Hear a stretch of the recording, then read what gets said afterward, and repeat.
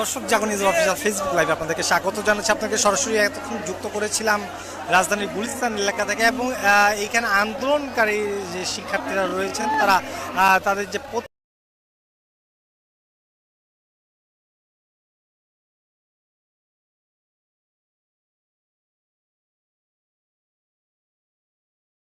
প্রতিনিধি দলটি ছিল 12 জন শিক্ষার্থী, আন্দোলনকারী শিক্ষার্থী। তারা এই কিছুক্ষণ পূর্বেই রাষ্ট্রপতি কাছে তাদের যে স্মারকলিপি দেওয়ার কর্মসূচি ছিল সেই কর্মসূচি শেষে তারা ফিরেছেন, এবং পরবর্তী তারা সংবাদ মাধ্যমের কাছে তারা যেমনটি জানান যে তারা যদি এই 24 ঘন্টা সময় তারা বেঁধে দিয়েছেন, 24 ঘন্টার মধ্যে যদি কোনো ধরনের পদক্ষেপ না নেওয়া হয় তাহলে কঠোর কর্মসূচিতে এই আন্দোলনরত শিক্ষার্থীরা ফের কঠোর কর্মসূচি দেবেন। এবং দর্শক, এই ছাড়াও যে শাহবাগ থানায় যে মামলাটি অজ্ঞাতনামা একটি মামলাটি করা হয়েছিল শাহজাহান ভাঙচুরের নামে, সেই মামলাটিও তারা প্রত্যাহারের এর পূর্বে 24 ঘন্টার আলটিমেটাম তারা দিয়েছিল, কিন্তু 24 ঘন্টা আমরা যেটি দেখেছি যে এখন পর্যন্ত সেই মামলাটি উঠিয়ে নেওয়া হয়নি। এবং সেই মামলাটির কথা পুনরায় তারা যেমনটি বললেন যে আরও 24 ঘন্টার সময় তারা দিয়েছেন, যে আলটিমেটাম অর্থাৎ একদিনের আলটিমেটাম তারা দিয়েছেন, যে একদিনের মধ্যে যদি যে আজকে রাষ্ট্রপতির কাছে যেই স্মারকলিপি তারা দিয়ে এসেছেন সেটি, এবং যে শাহবাগ থানায় যে মামলার ব্যাপারে, এই দুইটি বিষয়ই তারা বলেছেন যে কর্তৃপক্ষ যদি কোনো ধরনের সিদ্ধান্ত 24 ঘন্টার মধ্যে না নিতে পারেন তাদের পর্যবেক্ষণ রয়েছে এই বিষয়ে, এবং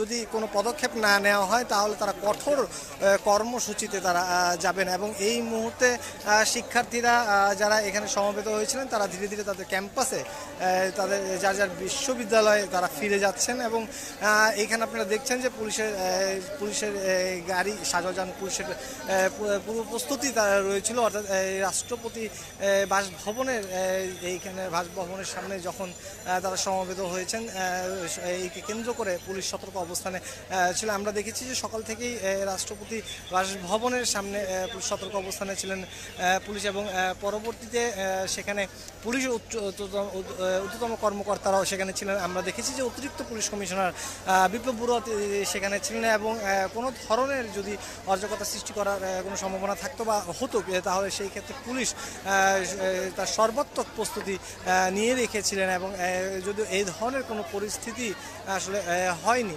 এবং যে আজকে এই যে রাষ্ট্রপতির কাছে যেই স্মারকলিপি দেওয়ার কথা ছিল, ইতিমধ্যে শিক্ষার্থীরা সেটি দিয়ে এবং পরবর্তীতে দেওয়ার পরবর্তী সময়ে তারা সাংবাদিকদের সামনে তারা কথা বলেন, এবং তাদের কোনো এখন আপাতত একদিনের জন্য অর্থাৎ আগামীকাল পর্যন্ত তাদের কোনো কর্মসূচি ঘোষণা করা হয়নি। তারা যেমনটি বলেছেন যে যেহেতু তারা স্মারকলিপি দিয়েছেন এবং যদিও এখনও পর্যন্ত মামলাও উঠিয়ে নেওয়া হয়নি, সেই ক্ষেত্রে তারা 24 ঘন্টা অর্থাৎ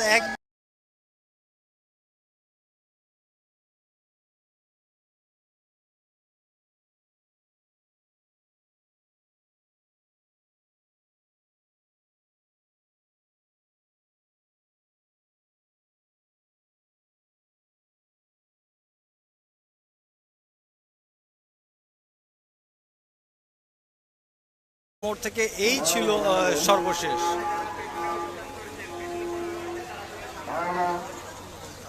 ঢাকা বিশ্ববিদ্যালয় সহ সাত কলেজ এবং ন্যাশনাল কলেজের সকল শিক্ষার্থীকে একসাথে উশৃঙ্খলভাবে মাঠ করার জন্য আহ্বান করা যাচ্ছে।